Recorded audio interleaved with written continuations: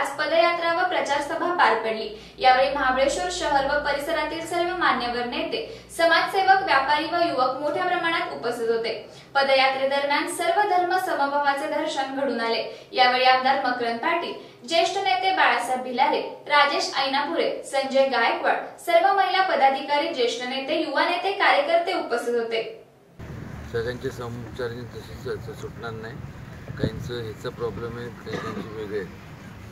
सगळ्यांनी सुटण्याकरता मी इंडिव्हिज्युअल बेसवरती ते घ्या तरच सुटणार आहे। काहींची संख्या थोडी जाते, काहींचे वेगवेगळे प्रश्न जास्त, जे ज्याचे प्रश्न आहेत त्या अनुषंगाने ते टॅकल करून ते आपण सोडू आणि त्यातून मार्ग निघेल। मला काय अडचण दिसत नाही।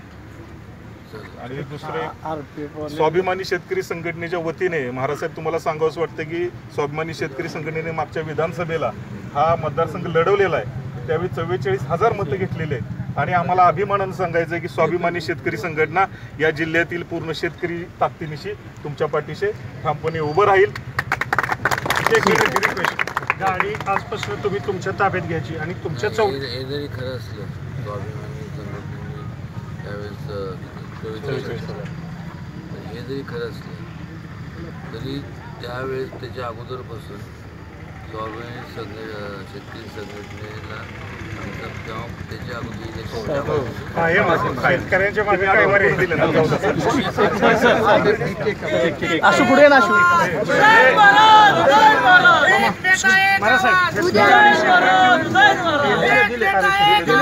जो माझा विषय नाही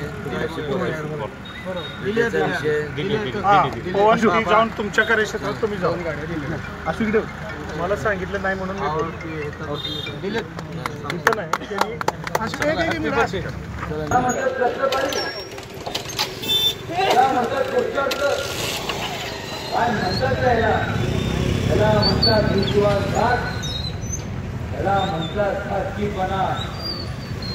आणि तो कोणाबरोबर केला?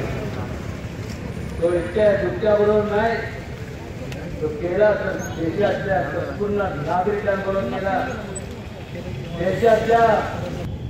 देशाबरोबर केला म्हणजे अपराध काय ठरतो?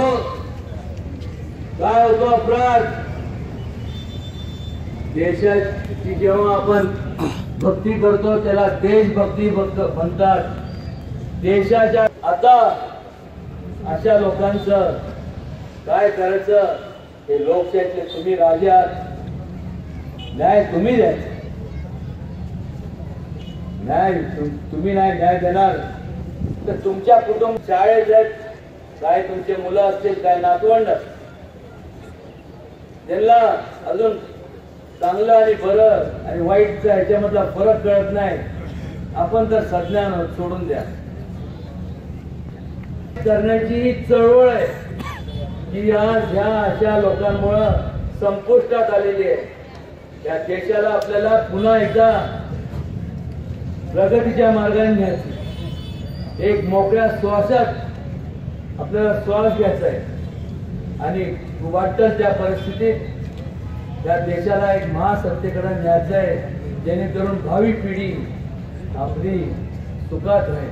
परिवर्तनाशिवाय हा देश नाही।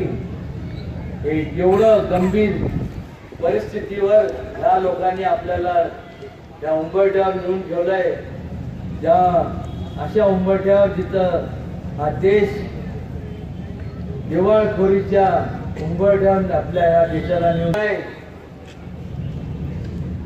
की देखील हेच पॅटर्न राबवा आणि खऱ्या अर्थाने या देशाला या संपूर्ण गुलामगिरीतनं मुक्त करा, एवढी प्रार्थना आपल्या सगळ्यांना करतो। या ईश्वरचरणी एवढीच प्रार्थना करतो। पुन्हा एकदा यातून आपण त्यांना दिलं खरं बहुमत, त्या लोकांना दिला कोणी? सत्तेत तुम्ही पाठवलं, ठीक आहे, चूक झाली, त्यांनी विश्वासघात केला आपला, पण देश विकायचा अधिकार सुद्धा तो सुद्धा त्यात सुद्धा कमी पडले नाही। या देशाची जे गॅस आहे, नॅचरल गॅस, ही देशाची संपत्ती आहे, ती विकली. ऑइल ते विकलं, पेट्रोल डिझेल ते विकलं, आणि ते कोणाला विकलं? ते देश म्हणजे काय? त्या देशाचे राजे तुम्ही आहात. प्रत्येक व्यक्ती या देशाचा राजा आहे आणि ही देश हा तुमचा आहे. देश आणि देशाची संपत्ती म्हणजे तुमची संपत्ती. एक बार जो मैंने कमिटमेंट कर दे, थांबा दिवस है. एक बार मैंने जो कमिटमेंट कर दी तो मैं अपनी खुद की भी नहीं सुनता. बोला तुम्ही बोला. मारा एकदा मारा मी त्याला ऐकू जाईल. बोला. स्टाईल स्टाईल बोला ना, मी तर मला तुम्ही म्हणू शकत काय राव है.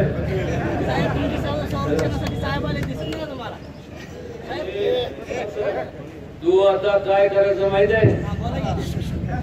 तू जाऊन या जेवढ्या लोकांनी सांगितलंय मग तुमच्या विषयी सगळ्याला. हो त्यांना जाऊन अटक करून घेऊन ये, समोर कैद कर आणि संपूर्ण सगळ्यांची ज्यांनी लुटले देशाला त्यांची संपूर्ण संपत्ती त्या देशाला देशवासियांना परत करून टाक. धन्यवाद. शिवाय हा देश नाही. हे एवढं गंभीर परिस्थितीवर या लोकांनी आपल्याला त्या उंबरठ्यावर घेऊन ठेवलंय. ज्या अशा उंबरठ्यावर जिथं हा देश दिवाळखोरीच्या उंबरठ्यावर आपल्या या देशाला नेऊन देखील हेच पॅटर्न राबवा आणि खऱ्या अर्थाने या देशाला या संपूर्ण गुलामगिरीतनं मुक्त करा एवढी प्रार्थना आपल्या सगळ्यांना करतो. या ईश्वरचरणी एवढीच प्रार्थना करतो. पुन्हा एकदा यातून आपण त्यांना दिलं खरं बहुमत. त्या लोकांना दिला कोणी? सत्तेत तुम्ही पाठवलं, ठीक आहे, चूक झाली, त्यांनी विश्वासघात केला आपला. पण देश विकायचा अधिकार सुद्धा यांनी तो सुद्धा त्यात सुद्धा कमी पडले नाही. या देशाची जे गॅस आहे, नॅचरल गॅस, ही देशाची संपत्ती आहे, ती विकली. ऑइल ते विकलं, पेट्रोल डिझेल ते विकलं, आणि ते कोणाला विकलं? ते देश म्हणजे काय? त्या देशाचे राजे तुम्ही आहात. प्रत्येक व्यक्ती या देशाचा राजा आहे आणि ही देश हा तुमचा आहे. देश आणि देशाची संपत्ती म्हणजे तुमची संपत्ती. एक बार जो मैंने कमिटमेंट कर दे. थांबा दिवस है. एक बार मैंने जो कमिटमेंट कर दी तो मैं अपनी खुद की भी नहीं सुनता. बोला तुम्ही बोला.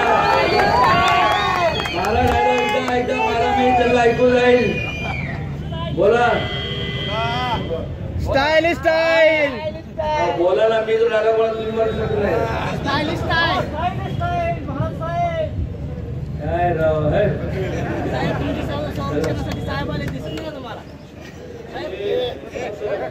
तू आता काय करायचं माहित आहे? तू जाऊन या जेवढ्या लोकांनी सांगितलंय मग तुमच्या विषयी सगळ्याला. हो त्यांना जाऊन अटक करून घेऊन ये, समोर कैद कर आणि संपूर्ण सगळ्यांची ज्यांनी लुटले देशाला त्यांची संपूर्ण संपत्ती त्या देशाला देशवासियांना परत करून टाक. धन्यवाद.